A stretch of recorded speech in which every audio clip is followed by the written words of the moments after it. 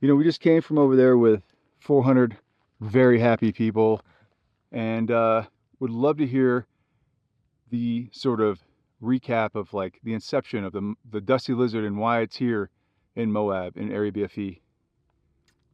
Well, the Dusty Lizard is something that, events going way back to the origins of Dusty Lizard, events have always been a big part of Mosko because we don't, we're a company that we only sell direct to riders. So we have this direct relationship with our customers.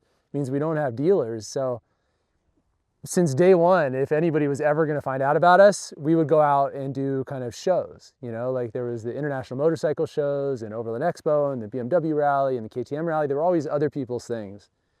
And they were always really organized around, they were kind of transactional. It was a lot of selling, and sometimes they were indoors, like under fluorescent lights.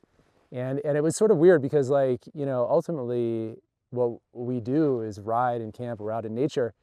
And the events were a lot of times kind of the antithesis of that. Not all of them, but some of them.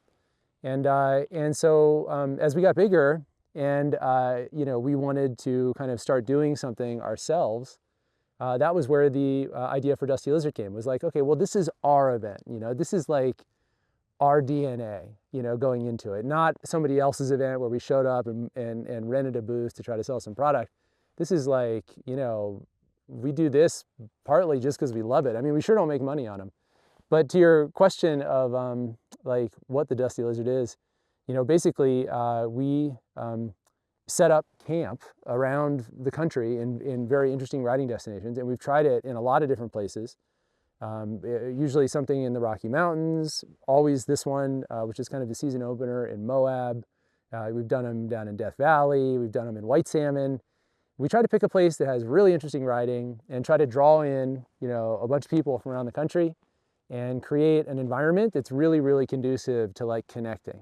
So the event's really not just about the riding, it's also about people meeting each other. And then the selling and stuff like that, the branding is kind of off to the side.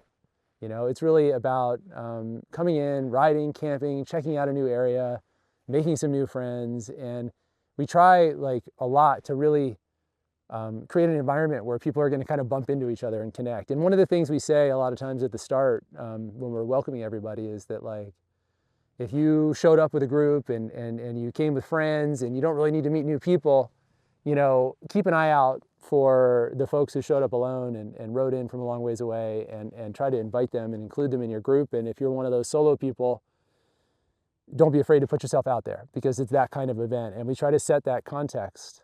And then, with the riding, brings people together. It's amazing how riding, for being such a solo activity where it's really just kind of like you on a motorcycle and your helmet, even if you're riding with other people, when you go out riding with a group of people, like you feel like you like did something together, like you climbed a mountain, or like you went out and kind of took a risk and crossed a bunch of obstacles. And it's funny how I can go out riding with a group of people and maybe say 100 words to them all day, but at the end of the day, I feel like we've all bonded, like we're friends now, and I think that that's a type of bonding, and so motorcycles really lend themselves to that anyway. And then when everybody comes back to camp, we try to create an environment, with the couches and the lounge and the fire pits and the music and the food, where it's really easy for people to meet. And so that's a long-winded answer to what the Dusty Lizard is. I mean, I think it's great riding, it's making new friends, seeing a new area, and then food and music and just a whole experience.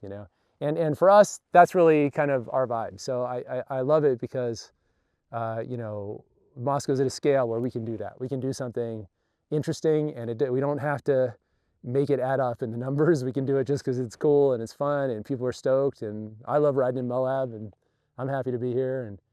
And this like community, for me, I'm alone a lot. I spend a lot of time alone, riding, traveling in my camper, and I move around all the time.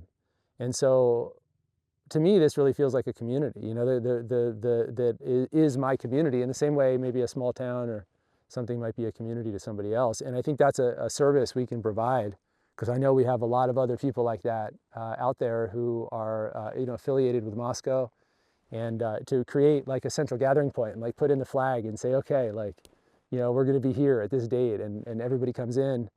You know, that type of community building for me is like really valuable, not in some like social science kind of way. I mean, like for me personally, that is actually my community. So I'm really happy to roll in here and see familiar faces and be around like-minded people and to be out riding in a really beautiful area. So, you know, that's what Dusty Lizard is. So I just spent some time with some folks from South Africa, flew all the way out here Yeah. to be at this event. And I know that I've talked to other folks from around the world that have come here, and you know, maybe they might not come back, but what when they go back to their home country, what are they going to say? What are they going to talk about? Pete, Mosko, the Dusty Lizard. When people go home after a Dusty Lizard, I hope they are just stoked. I mean, that's the thing. Like, the test is not. The test is just like when people leave, are they stoked? That's it. And you can tell when you've done a good one, because like on the way out, everybody's like, "That was so fun. You know, thank you so much. We're going to be at the next one." Like, that's really that's it. That's it. That's the whole objective. You know, and then like that's it. And I think in terms of like justifying it in the numbers and whatnot, you know, that if people are stoked, the rest will take care of itself. You know, yeah, they're not inexpensive. Like the venue, Area BFE is expensive. We have medical, we have food. You know, these guys drove in from Idaho to do the catering here and stuff. It's hard to get bands and food vendors and stuff to come out to these very remote areas. But as long as we can kind of like not be losing our shirts on them, then that works for us economically. And after that, it's just all about, are people stoked? And I think if people are meeting each other, like one of my favorite things is like when I meet somebody or run into a couple people here or out in the world, and I find out that they met at one of the Dusty Lizards. Oh, I love that. You know, it's so cool. Like real friendships are being made, you know? That's the goal. It's so popular. You could probably make it as big as you wanted to, but I know that that's not actually probably a goal. So what is the future with seemingly unlimited demand for these? Well, you know, we're not doing it to make money. So there's no point in, you know, growing it to some huge scale or something like that. There's no reason to do that. The perfect size is whatever size is best. Like if it's too small, you don't have enough people to sort of meet each other and energy and kind of like that kind of like buzz that happens when you get a bunch of people in the same place at the same time with some music and some food and some beer and some riding. You want that magic to happen, and that takes a certain number of people. It's not 10, but it's also not 1,000, you know? And also, if you want to keep having these really unique venues, that's one of the characteristics, I think, of a Dusty Lizard is that we do them in really interesting places. When you get over a certain size, you pretty much have to go to a fairgrounds. You know, you're camped in a grassy field you know, with a chain link fence around it or something like that. And that's not really what we're going for here. So we want to keep it interesting. Keeping it interesting means keeping it small, keeping it intimate. Moab is the biggest one. I think we're around 400 people. It's been as big as 500. We sort of are playing with what that correct size is and how many RVs versus trucks and vans versus tent campers. But I think somewhere around that kind of 400 to 600 range that's about as big as you can get without changing the vibe and changing the location. Yeah, and so in terms of what the end goal is, this is it, you know, just like keep rolling around. I mean, it's better, not bigger, you know. That's a phrase that I like a lot when it comes to something like this, because, you know, bigger just ruins everything, you know, and there's just no reason to grow this. We want it to be the size where people are the most stoked.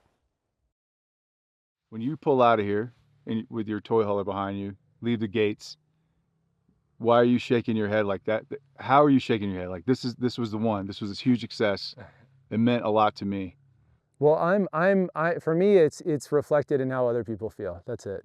You know, it's like if people are stoked, I'm stoked. You know, that's pretty much it. And so that really is how I gauge it. You can tell, you know, by the comments and the things on the last day, like when you did a good one and people are happy, they'll tell you. You know, and for me, that feels really good. I love that. So, and I think it's good for business too. It's got to be. You know, if you're helping people, that's good for business.